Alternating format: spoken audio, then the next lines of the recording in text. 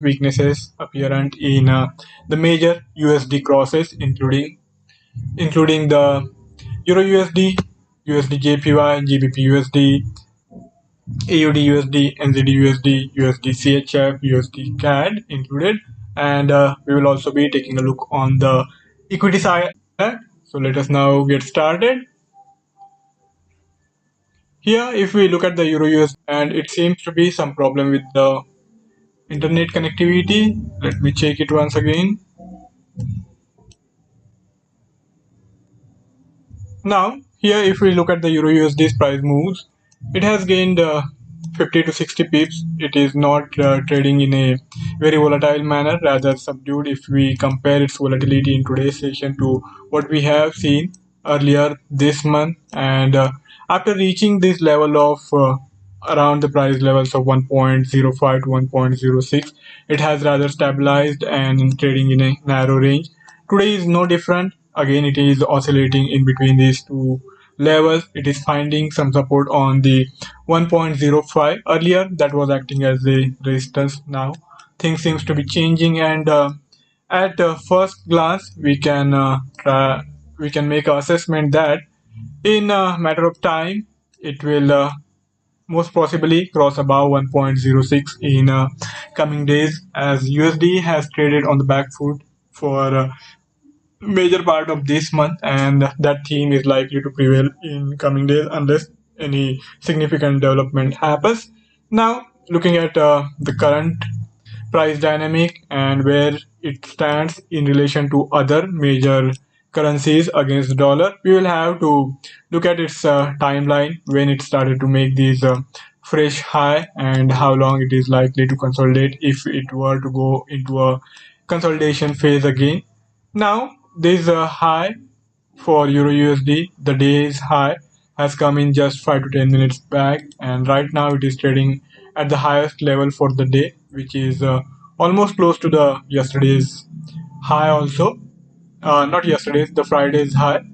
So this week has started on a bullish note for the Euro USD, and it will be interesting to see how things are likely to move up in coming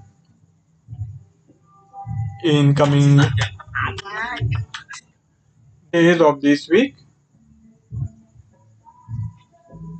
Let's consider this 5-minute chart, and as we have the momentum right now and on the bullish side, we will have to stick with it, and it is better for us to continue to trade with the bias remaining bullish and rather bearish for the dollar, bullish for other major currencies. Let's compare it with what's happening in other major currencies to get a better idea of who is the weakest and who is the strongest as we are heading into the US trading session. For the GBP, the momentum is almost similar. Now, to see if the GBP is strong on the stronger footing or if the Euro USD is on the stronger footing, we will have to compare the relative move, the magnitude of the move, as well as the timeline of the move. And if we go back earlier in the day at the start of the European trading session, we saw this sharp move happening in the GBP USD. After that, the gains have been rather muted, and for last couple of hours it is consolidating on the higher side with resistance at 1.23. So here the timeline is almost similar, so there is not much we can infer from the timeline. And if we simply take a look on the magnitude of the rise, it is a bit stronger for the GBP compared to Euro. For the Euro, the gains are 60-70 pips, and that's the only major difference. And for Euro, I think there is slight strength on the higher side. It is still trying to gain ground, and as I said, we have a strong possibility of Euro climbing above 1.06, most probably in today's session itself. So on that count, I think it is favorable for us to go with the Euro compared to the GBP. but there is not much of an difference in terms of the magnitude as well as the timeline of this rise. So most of these data so far is suggesting that these two currencies are moving rather in tandem. There is only slight difference, and on that count you can go with your preference or euro for that matter. But before we make a final assessment, of course we have to consider all other major currencies. So let's see what's happening in the AUD USD. For the AUD, the picture is rather inverse. Here we have substantial decline after this high earlier in the day.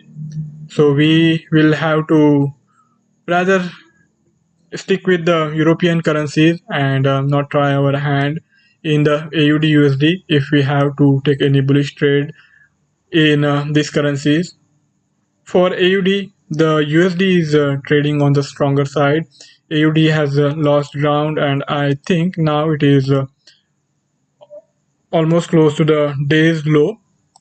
So for any buy trade to be taken in other major currencies, and if you are expecting the USD to remain on the weaker side in today's session, then Euro USD or GBP USD should be a preferred bet, as we have this AUD on the weaker side. It is also in consolidation phase. There is not much of a bearish tendency, so it is not advisable to go for any short sell trade either. But for any buy trade, the things in terms of the momentum are much more favorable for Euro USD and GBP USD.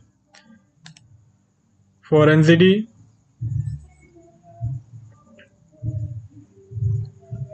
the NZD is also in relative terms on the weaker side against the dollar compared to Euro USD and GBP USD, but it is appearing stronger compared to the AUD, as it is still able to hold above this prior swing high.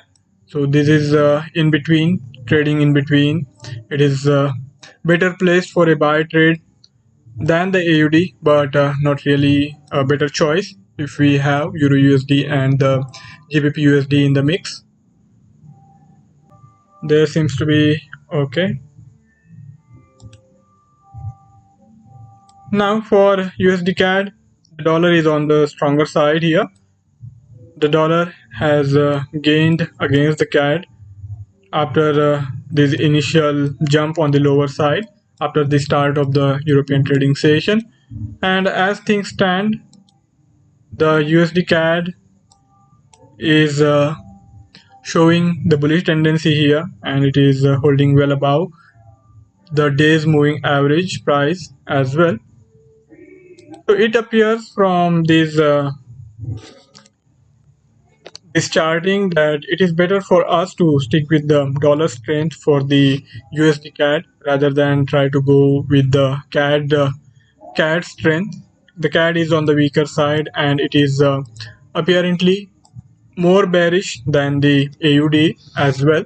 So far we have seen these 5 currency crosses against the dollar, and where we have Euro USD with the most bullish momentum and CAD with the most bearish momentum.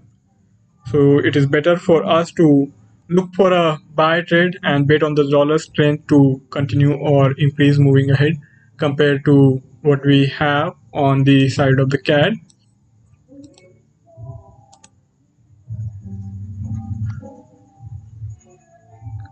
USD CHF, here the CHF has gained quite a lot in today's session. The earlier high came in at 0.9370. After that, the CHF went on to rise, and as a result of that, the USD CHF dipped to 0.9314. Now it is also consolidating, and on the price line of around 0.9330, it has spent considerable amount of time. And if we look at its price momentum along with its European peers, it is of course trading in a bullish manner against the dollar. So I would not really like to go against the flow. Rather, if we have to stick with the flow, then we still have the better choice in Euro USD, or for that matter GBP USD. and USD CHF is seemingly somewhere in between. Let's see the development for USD JPY.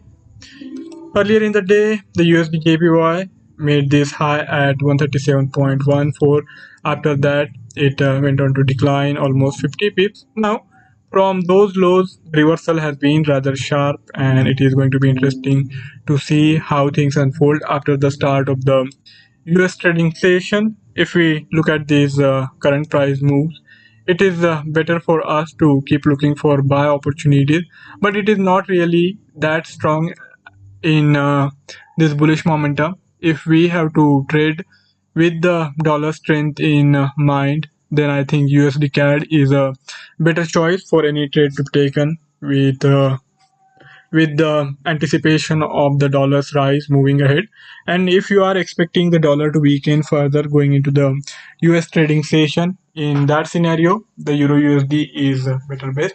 So we have seen these various USD crosses, the major USD crosses, and we have the clarity now in terms of the relative strength and weakness, where we are expecting the USD CAD in particular to remain weak, and we are expecting the euro to continue to gain. So the picture is rather mixed. There is no one-sided momentum in these major crosses, and it is only a matter of relative strength and weakness.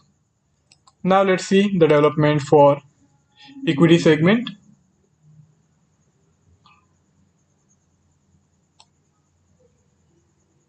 For the Dow Jones Industrial Average,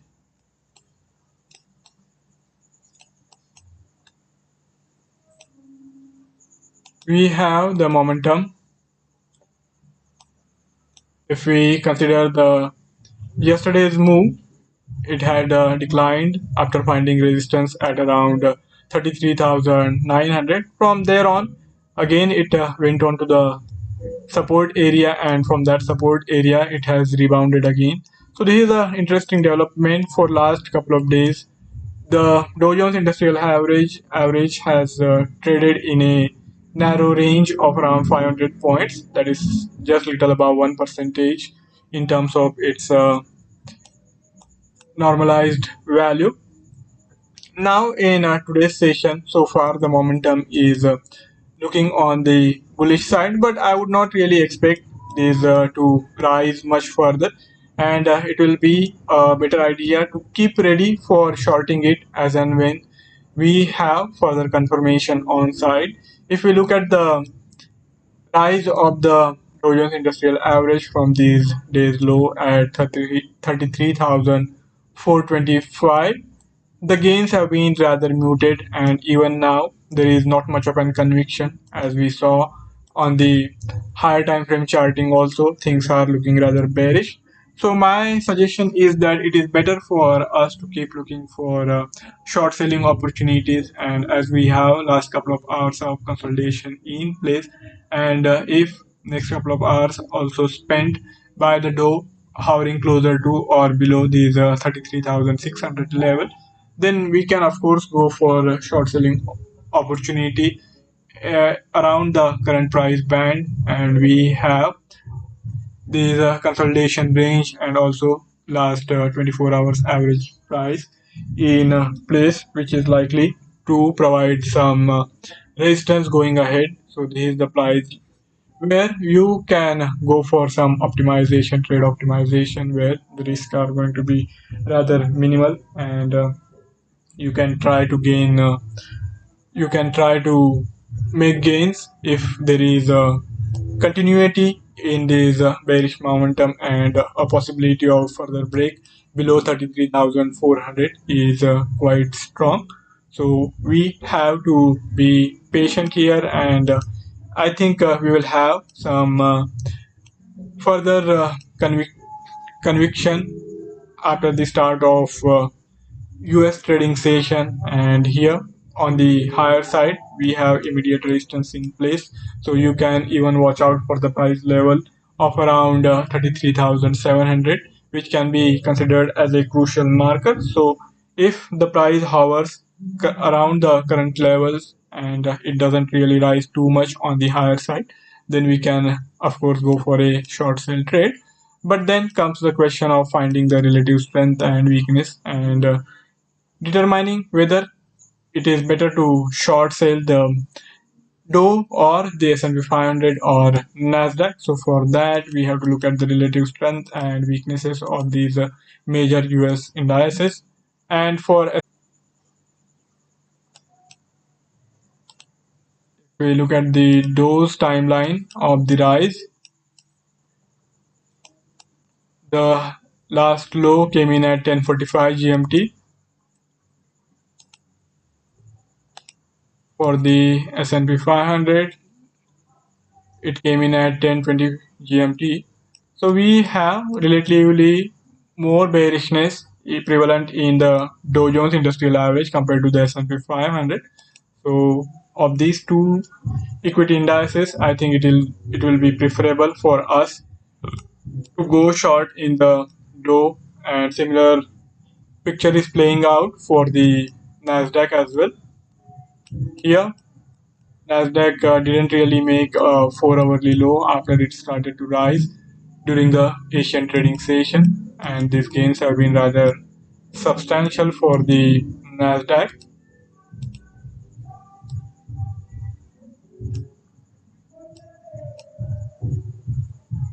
So here in these three key equity indices for the US, we have most bearish momentum in the Dow in relative terms, and also the larger picture is telling us that it is going to be a better idea to keep our